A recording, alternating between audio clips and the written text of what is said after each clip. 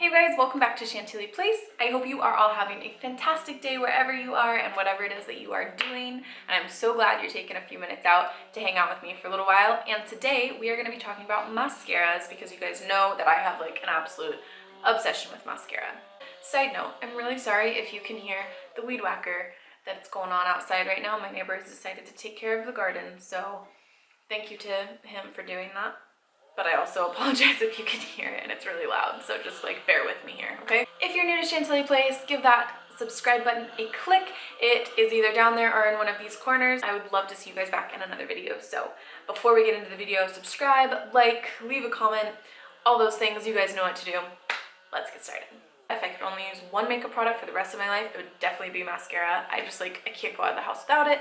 Have to have it. So I keep lots of different mascaras in kind of my eye makeup bag, which is this one at the moment, which I got from Clinique years and years ago, but like it's a really good shape for all of your kind of eye makeup products. So at the moment, that's where I'm keeping them since I'm like in a transitional period. I don't have everything out. I keep everything in bags right now.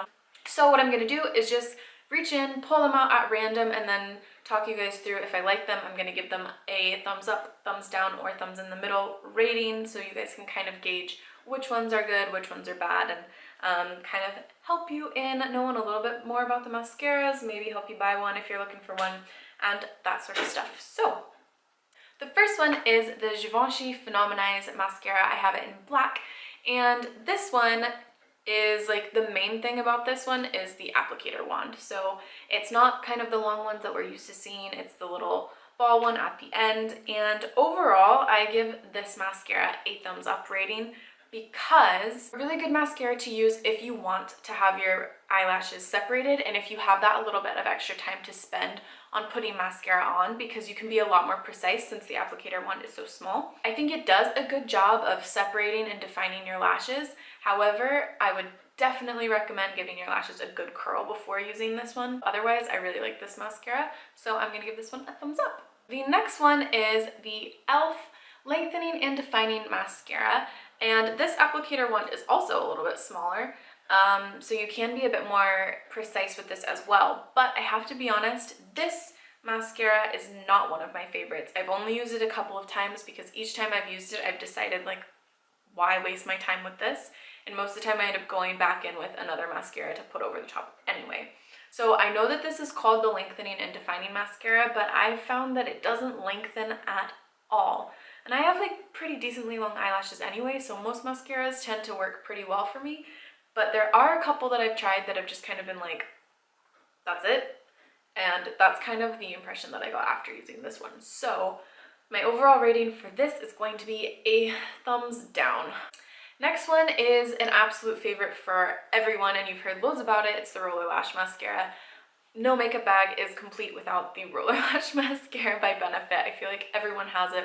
It's always everywhere, and that's because it's so darn good.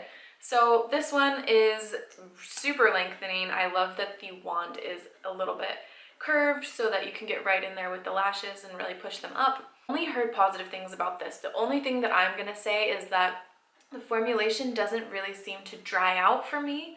So if I touch my lashes now, it's not gonna get anything on my finger. However, when I use this one, even a few hours later, if I touch my lashes, it's still a bit tacky, and it does seem to transfer more than other mascaras. So when I use this, I make sure that I use a setting powder to stop the transfer onto my skin, and that seems to take care of it for the most part. So I would just be aware of that, especially for really hot climates. I know this sounds weird, but when I was living in Samoa, this was like my absolute worst nightmare because it just wouldn't dry out. So it just got everywhere. So love, love, love this mascara. Definite thumbs up. Just be aware of that. The next one is this one. This is the BWC Ultimate Mascara. So this is Beauty Without Cruelty, and I worked with Beauty Without Cruelty for one of my previous videos, and I'll leave that link down below. It was a natural makeup look, and this brand is perfect for the natural makeup look if that's what you're going for. And that's what I would use.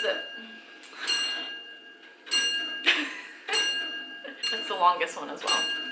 12. It's like the clock knows when I'm filming. It's every single time. As I was saying, natural look, that's what I would definitely go for with this, because it's not going to be super curling or super lengthening and defining by itself. You'll definitely need a good curl with this one. But if you're going for a supernatural look and just kind of want to slightly give an enhancement to your eyelashes, this is good for that.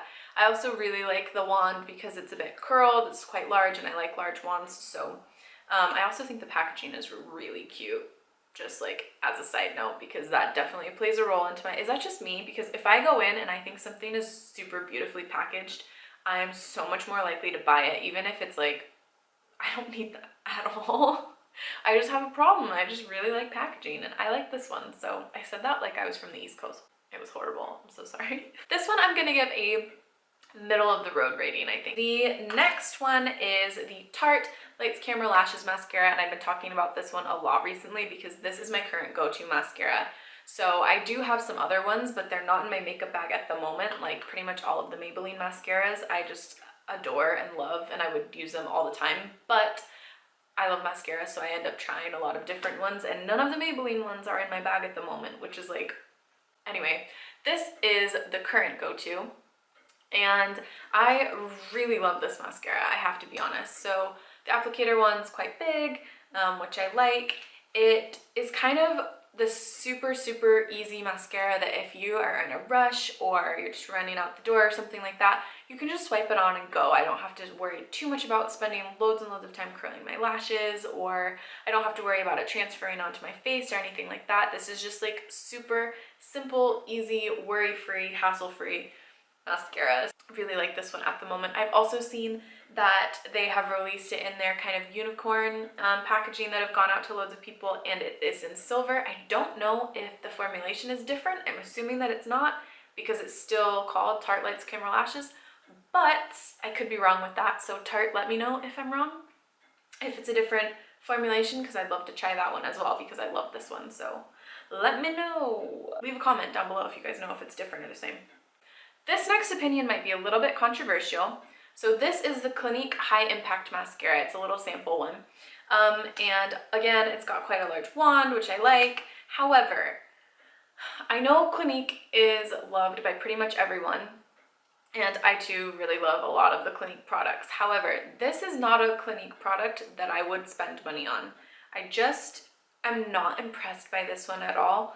It is very much just kind of, like I said with the e.l.f. mascara, it's one of the ones where I put it on and I just kind of went, is that it? It doesn't lengthen really, it's just more of, it adds a little bit of a darker color to your lashes, and that's pretty much where this one has stopped for me. So I don't know, maybe I need to give it more of a shot. I've used it a few times and every time I've kind of felt the same. So leave a comment down below if you guys really like this mascara and if you think I should give it a second chance, or if you agree with me and you think that it's kind of just like So for the rating on this one, I'm going to give this one a thumbs down. Ooh, I forgot to give the Tarte one a rating, but I think that goes without saying. That one's a thumbs up. Next up is the Urban Decay Perversion Bigger Blacker Batter. I've never actually noticed what the name of this one is called until right now, and I think that's kind of an odd name, I'm not gonna lie. Let's move on quickly. So applicator brush for this one, very large, big fan. The tube for this is actually really large as well. Like, look at the normal kind of size next to this one. So it's gonna take up a little bit more room in your makeup bag, but that's all right. For this one, the Urban Decay one, I actually don't mind this one. I wouldn't say that it's one of my absolute favorite mascaras, and it's not one that I find myself reaching for. So if I'm going to an event or on a date or like something like that, this isn't going to be the mascara that I reach for because it's just not going to put my lashes like over the edge. But if I'm just going for a normal day kind of look, going to go shopping or something like that, then this is perfectly fine and I don't have any problem with it. But I would say it's very much middle of the road for me. So I'm gonna give this one a middle kind of rating. Right, we are down to the last two. So we're ending on a high note, so I'll do this one first. This one is the Neutrogena Healthy Volume Mascara, and I have to be perfectly honest with you, I've only used this one I think once. Look at the applicator one though. Whew, it's massive. So I'm definitely gonna try this one again. However, I think the reason why I only tried this once was because I used it the one time and just thought, not so much for me. I don't know, I'm gonna give this one a middle of the road rating. I think it's the same kind of thing. It's not gonna push your lashes up, it's not gonna curl them, it's gonna give you a bit more kind of like color and pigment to your lashes, but other than that, if I'm remembering correctly, that's what this one was for, and that's why it's just kind of been stuck at the bottom of my bag for a long time. But let me know what you guys think of this one. I'm gonna try it a few more times and then I'll let you know what I think of it after I've tried it a few more times. But as of now, that's kind of my impression of this one. That's more of a first impression. Last but not least is the Nip and Fab mascara. This one is definitely one that you need to try more than once, I think. So this is the applicator one, very normal, average, kind of what you would expect from this. It runs at about, I think, 9-ish pounds or something like that.